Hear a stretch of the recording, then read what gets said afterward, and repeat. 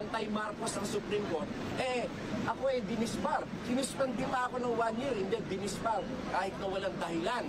Ngayon, si Vicky Inday Sara, nanuntok siya sinuntok niya yung sheriff na nag-i-implement lamang ng order of the court, who is, he was performing his duty as a sheriff, pero sinuntok niya. And yet, the Supreme Court did not bother to suspend her.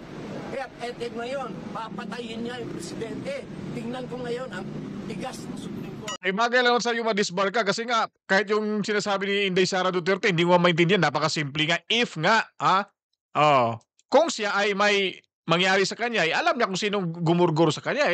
At least kahit man lang wala na siya, makaganti rin siya sa mga nagplanong sa gagawang gugurguro sa kanya. Napakahina ni Kukuti, kaya bagay sa'yo madisbar Wala kang hiya rin Ang pag-uusapan lang, halimbawa utang na loob, hindi gano'n. Ito, I accepted the appointment of President Bongbong Marcos because I want to help him. I want to help the country. Dadagan, Balita News Update. Dadagan, Balita. Okay mga kabalitaan, welcome back. Nagbabalik naman tayo at ngayon, kapapasok lang na balita mga kabalitaan at tingnan natin itong si disbarred lawyer, no? Si Attorney Gadon ay nagpaunlak ng panayam ng ating mga kasamahan sa media at vloggers kung saan ay andyan siya ngayon sa Supreme Court para ipakita sa kanila na siya ay nagsampa ng kaso laban sa ating Vice Presidente for disbarment case, no? Kasi nga, alam niyo na, kalaban din to sa mga Duterte at maka-pro Marcos din ito mga kabalitaan. So ito na po, panoorin natin mga kabalitaan. Hi. Sir, bakit po tayo nandito? Ano pong papainin natin? Nandito ako ngayon sa Supreme Court upang ihain ang isang complaint against Vice President Sara Duterte Carpio dahil doon sa kanyang Zoom press con na kung saan ay pinagmumura niya si Pangulong Bongbong Marcos, First Lady Lisa Araneta Marcos at si Speaker Martin Romualdez. At doon din ay kanyang sinabi na meron siyang kinausap na inutusan niya na patayin si Pangulong Bongbong Marcos, si Lisa Araneta Marcos at si Martin Romualdez kapag may nangyari sa kanya. Ang ibig sabihin, meron na siyang nabuong plano na ipapatay si Presidente Bongbong Marcos. Ngayon, yan ay dahil siya ay member din ng korte, siya ay isang abogada, ay gusto kong subukan ang pagiging fair at ang pagiging makatarungan ng Supreme Court sapagkat ako na kung saan wala naman talagang dahilan para dinisbar ako ng Supreme Court. At yung kaso na inihain ni Raisa Robles ay kung nababastusan ito ni Vice President Sara Duterte, mas bastos po itong gonggong na to mga kabalitaan. Alam niyo ba yung sumisigaw-sigaw siyang ganon, di ba? Bibi, Bibi, ganon, di ba? Ob. Ganon yung style na, di ba, sa dati? Na-disbar siya. At siguro may ground talaga. Ito, mas bobo to ni Inday Sara Duterte. Tuloy natin mga kabalitaan. dinismiss ng Department of Justice kasi wala namang ebidensya na ako ay nag-upload ng video, and yet the Supreme Court, dahil anti-Marcos ang Supreme Court, ako ay dinisbar. Sinuspandi pa ako ng 1 year, hindi dinisbar kahit na walang dahilan. Ngayon, Buti nga sa'yo. si Vicky Inday Sara, nanuntok siya sinuntok niya yung sheriff na nag-i-implement lamang ng order of the court, who is, he was performing his duty as a sheriff, pero sinuntok niya, and yet the Supreme Court did not bother to suspend her. Kaya ngayon, papatayin niya yung presidente. Tingnan ko ngayon ang tigas ng Supreme Court. Bagay lang sa'yo madisbar ka kasi nga kahit yung sinasabi ni Inday Sara Duterte hindi mo maintindihan, napakasimple nga. If nga, kung siya ay may mangyari sa kanya, alam niya kung sinong gumurguro sa kanya. At least kahit man lang wala na siya, makaganti rin siya sa mga nagplanong sa gagawang gugurguro sa kanya. Napakahina ni Kukuti kaya bagay sa'yo madisbar eh. Wala kang hiya rin eh. Tingnan ko kung talagang totoo ang kanilang adhikain na mag-administer ng justice o gusto nilang ipatupad ang batas dahil hindi fair ang lahat ng ginagawa ng Supreme Court. Si Laila de Lima nag-defy ng order ng Supreme Court ng TRO and yet hindi man lang siya kinanti. Si Chel Jokno na nagsabit ng mga peke, mga forged documents sa Supreme Court, hindi siya sinusunti. Ngayon, eto si Vice President Sara Duterte. Yung pagpapile ng kaso ay talagang nakakatawa. Kasi nirarason niya ho, nga siya daw na disbar. O, bagay din sa'yo ma-disbar kasi yung bunganga mo parang puwit ng manok. Ha? Di ba? Bagay lang din sa'yo. Nagtatangka na patayin ang presidente, patayin ang first lady, patayin ang Speaker of the House, si Speaker Martin Romualdez. Tingnan ko ang tigas ng Supreme Court ngayon. Sinasabi nila na sila ay tagapagpatupad ng batas. Tingnan ko ngayon ang tigas nila rito dahil hindi sila kikibo dito kay Sara. Sa sinasabi mo niyan, talagang ano, nako, pag narinig na ang Supreme Court yan, nako, anong gagawin mo pag hindi ho niya madisbar si Inday Sara? Sasabihin mo naman na pro Duterte yan sila. Ha? Hindi talaga matidisbar yan kasi sa bunganga mo, napakaingay, pinangunahan mo pa yun sila eh. Mas matalino ka ba sa kanila ha?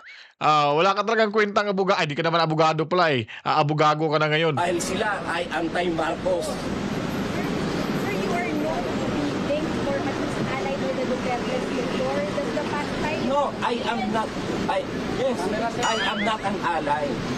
As a citizen, I supported President Duterte, former President Duterte, when he was the president because it is the duty and obligation of every Filipino citizen to support the president. But when his term ended, my support, of course, is to President Bongbong Marcos. As a Filipino, you have to support the government.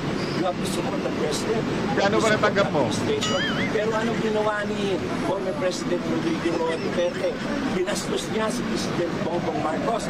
Binastos niya ang gobyerno.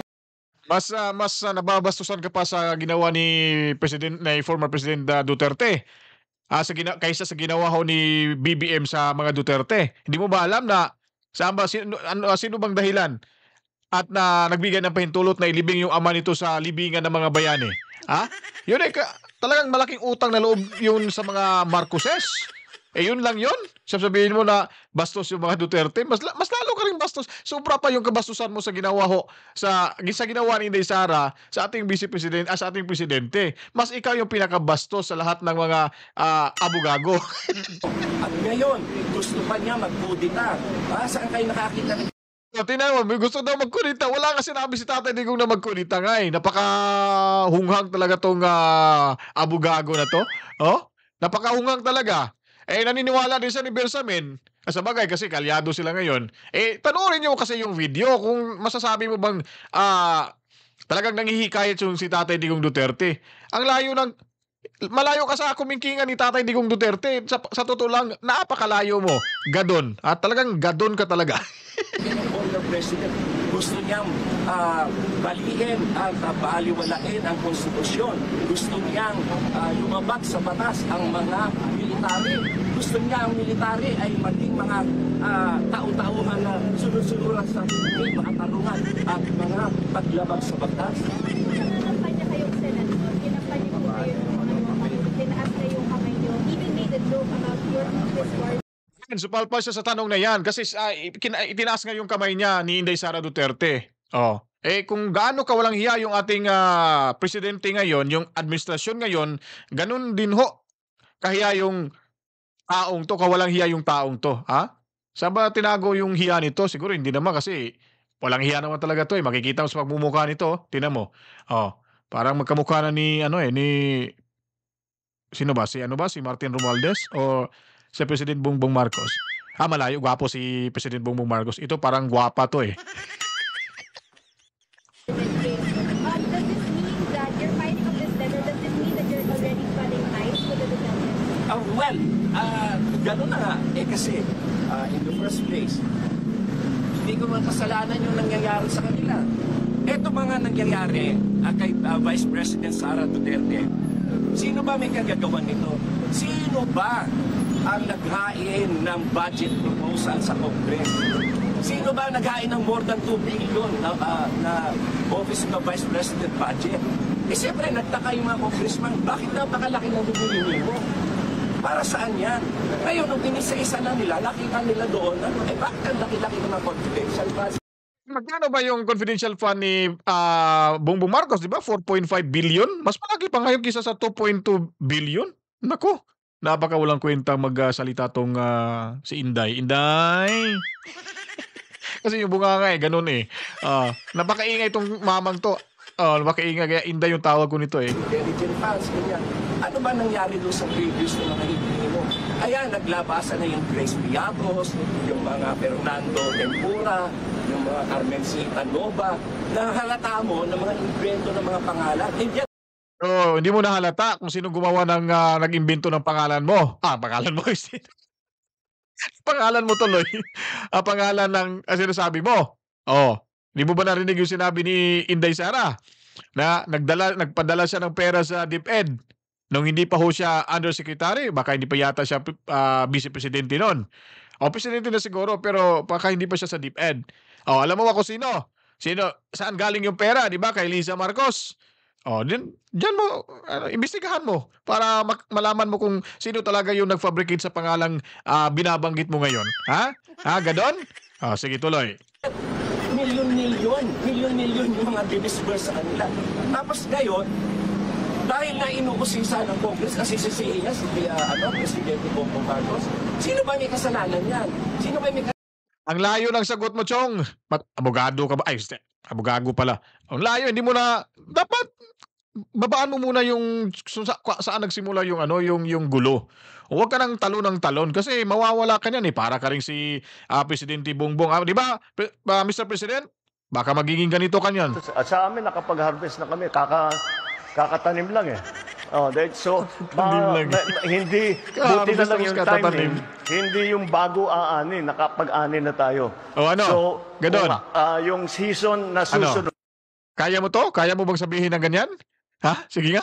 Nagagawa ng mga pondo na yan na kanyang nilustay ng, saan ka nakakita 125 million in 11 days. Paano nangyari yun? Bakit meron bang network at OBP na para bigyan niya mga estudyante ng gobyerno?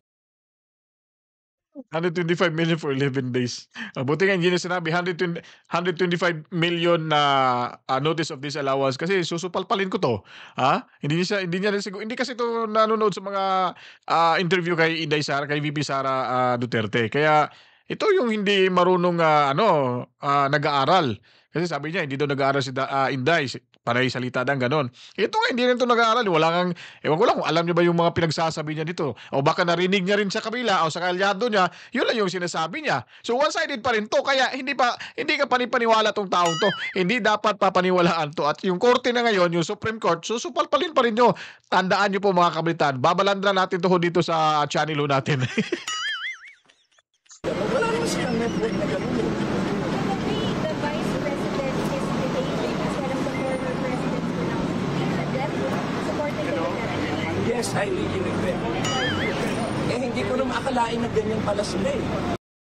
Siyempre, hindi ka magre-regret kasi wala kang posisyon sa gobyerno. Sino ba magbibigay ng posisyon sa gobyerno? Yung bunganga mo, parang puwet ng manok. Hindi mapigilan ba? Kumbaga, ikaw pa yung mitya ng lahat dyan na mag-aaway-aaway yung sa panahon ni Tatay Digong Duterte kasi yung bibig mo parang bibig ng babae. Hindi mapagkakatiwalaan. Kaya wala tong posisyon sa gobyerno. Kaya gano'n na lang ho siya ka-upset. Dismayado siya dahil wala siyang posisyon. Kaya balik na naman siya sa kabila. Namamang ka ng dalawang to. Naku, itong tao to. Natatawa ko sa'yo. Yung statements ni Vice President Sara, napaka-immature. Kulang na kulang sa statesmanship. At saka, hindi siya nag-aaral. Basta na lang siya nagsasalita ng kagaya sa healthcare issues. Hindi siya nag-aaral. Hindi niya chine-check kung ano yung binibigay ng PhilHealth. Yung mga sinasabi niya iba, hindi siya nag-aaral. She is totally detached from reality.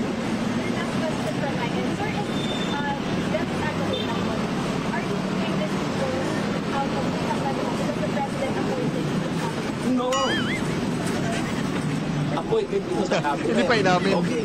Alam mo ba na mas malaki kinikita ko when I was in the private practice? Ah, I was a yabang. corporate executive.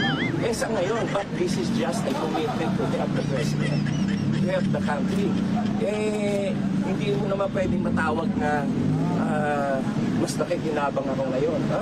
I do not regret serving in the public sector. Pero ang ibig ko sabihin, hindi ako nakikinabang ng gusto ngayon na kagaya ng dati na sa private practice ko. Dahil ako naging presidente ako ng mga kumpanya, naging director ako ng maraming kumpanya. Mas laki. Kung ang pag-uusapan lang, halimbawa utang na loob, hindi gano'n. Ito, I accepted the appointment of President Bongbong Marcos because I want to help him. I want to help the country. Sir, yung pagmumura, kasi yung Kaya pala, in-appoint pala to, may posisyon pala to kay kay President Bongbong Marcos. Ngayon, ikaw na naman yung gagamitin ni President Bongbong Marcos. Oh, di ba? Nagfa-file siya na naman ngayon. Oh, ito na naman yung puppet ni Mr. President. Kaya tandaan niyo po, puppet po ito ni Mr. President kasi may posisyon na yata to eh. Ulitin nga natin, baka nagkamali lang tayo pero saglit, ulitin ho natin, rewind ho natin. Ay, nawala, ito pala. I-rewind natin to saglit dito. Yung sabi niyang may appointment yata, in-appoint daw siya. Make sure lang natin to. Alright. Gadon, go. Ganon, ito, I accepted the appointment of President Bongbong Marcos because I want to help him. I want to help the country. Sir, yung pagmumura, kasi yung pagmumura sa Visayan, Saglit lang, kasi nawala tayo. Ito na. Director ako ng maraming kumpanya. Dito na. Mas laki. Kung ang pag-uusapan lang, halimbawa utang na loob, hindi ganon. Ito, I accepted the appointment of President Bongbong Marcos because I want to help him. I want to help the country. Kaya pala, huli ka Balbon. May posisyon ka pala sa administrasyong Bongbong Marcos. Kaya pala nag-iingay ka na ngayon. Para makasama ka rin sa Christmas gift. Kaya tuloy na natin mga kumilya. Pakinggan na lang natin to. Hindi na natin to bibigyan ng reaction. Manood na lang ho tayo. yung pagmumura, kasi yung pagmumura sa Visayan sa mga naging sinayad na naglan, Court Suprema, parang disbar kayo. Oo. Ito po ba nakikita niyo rin na sa kami na bilan? Dapat lang. Kasi yung pagmumura ko ngayon, it was not done in public. It was not done in public. It was a private video sent to Raisa. Pero sila nag-upload. Dahil gusto nila magdrama. Nangyari, nag-file sila ng case against me. Dinismiss yun. Kasi sabi ng prosecution service, wala kayong proof niya. Si Atty. Larry Gadon nag-file yan. And not only that, ang sabi ng decision, hindi sila nag-comply dun sa requirement na dapat kung si IDG, Anti-Crime Division, may certification muna na ako talaga nag-file yun, nag-upload yun. And despite that, isinabmit yun sa Supreme Court, I provided them with a copy, hindi nila binasa, hindi na kinagbadan ko rin. Kasi na anti-Marcos yung Supreme Court. Si VP Sara, pinagmumura niya, hindi lang isang tao. At ang minura niya, presidente. First Lady at saka Speaker of the House. Hindi lang mura. Pinagbantaan pa niya, napapatay niya.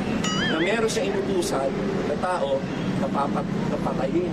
Si Presidente BBM, si First Lady Liz Araneta Marcos at si House Speaker Martin Romualdez. So yan ay more than enough para kumilos ang Supreme Court. Voto proprio yung ginawa nila sa akin. I-voto proprio din nila ngayon si Sara. Gantihan na yan? Gantihan? Hindi totoo yan. Hindi totoo para sa bayan. Gantihan na to mga kabritaan. Kasi nga, moto proprio daw eh. Ganon din nangyari sa kanya. Ganon din yung gagawin niya kay Inday Sara Duterte. So hindi ho para sa taong bayan. At hindi rin ho para kay, siguro para kay amo niyang BBM. Kaya ganon ho. Pasensya na, nag-react ako ulit. Tuloy ho tayo mga kabritaan. Sir, sa ngayon, ano po ang mensahe niyo kay Sara Duterte? Mag-resign siya. Dahil sinisiguro ko, sigurado ako na sa next Congress, siya ay i-impeach. Wala lang panahon ngayon dahil mag-election na, mag-Christmas break. At pagdating ng January, ilang sessions lang, magre-recess na ang Congress, mag-a-adjourn na. Dahil na election period na election season. Pero sigurado, sa next Congress, sigurado siya ay i-impeach. Sigurado. Okay, last question po regarding the disbarment. Sir, aside ba kayong Sir, camera po. Sa malaman ni Vice President? Yung nababasa naman natin sa balita na ang NBI ay isusuki na siya para doon sa alamin yung tungkol doon sa assassin na kanyang kinausap. At ang Department of Justice naman ay nagsabi na kanilang iimbestigahan itong assassination plot na tinuo ni VP Inday Sara. Hypothetically, if hindi action ng Supreme Court, what will be your next move? Magpapile ako ng impeachment sa lahat ng justice dahil hindi nila tinutupad ang kanilang tungkulin. Kung hindi nila i-impeach, i-disbar si Sara dahil dito, Huwag mong pangunahan kasi talagang hindi i-disbar yan. Ano ka ba? Mas lalo talaga hindi i-disbar dahil nga minamaliit mo yung kakayahan ng Supreme Court. Ano ka ba? Bobo rin to. Pinangunahan tapos magagalit din dito ang malamang may lalabas na statement. Magagalit talaga dito yung Congress sa kanya. Oh, kasi inunahan na naman kasi next year daw pagtapos ng election, i-impeach din si Sara Duterte. Oh, sa kanya galing yun na hindi galing sa Congress ha. Hindi galing sa Congress. So pinangunahan na naman niya yung Congress. To mahilig talaga tong si Inday. Tuloy tayo. I will file an impeachment case against all of the justices. Yan nga mga kabataan. So, diyan ho nagtatapos ang talagang nagpapaunlak ng panayam pa eh. Nagpa-interview pa ng mga media. Tao, tinan mo ka, excited. Abot na daw niya yung kapanalunan niya. Oh, parang nabulol tuloy ako mga kabataan. Excited, akala niya magwawagi ho siya sa ginagawa niya. Hoy, isipin mo yon, gadon ha. Baka tandaan mo, ginamit lang si Sara Duterte, ginamit na niya yung mga Duterte para ho sa kanyang sariling kapakanan. Remember, there's a saying, sell someone down the river. Tanda mo yan, ulitin ko. Sell someone down the river, yun po yung mga ugali ng mga pamilyang huyan. Tandaan mo gadon, huwag mong kalimutan, nagamit na minsan itong mga Duterte sa mga Marcoses. Kaya ikaw, huwag kang magpapagamit sa bandang huli. Yun talagang sinasabing nasa bandang huli yung pagsisisi. Kaya ayun mga kabalitaan, maraming salamat sa inyong panonood at kita-kits tayo sa susunod pang mga video ating i-upload maya-maya ho mga kabalitaan o sa susunod mga araw. At least, andito pa rin ho tayo, magbibigay pa rin ng mga impormasyon na dapat ninyong malaman. Kaya huwag kalimutan para sabay-sabay ho nating malaman at maintindihan ang mga komprehensibo at totoong serbisyo publiko, lalo na ho ang paghahatid ng tamang balita at impormasyon sa ating programang reaction video sa Danagan Balita News Update. Ako'y magpapaalam na sa muli. To God be the glory. Mama, Chip Chip. Peace out.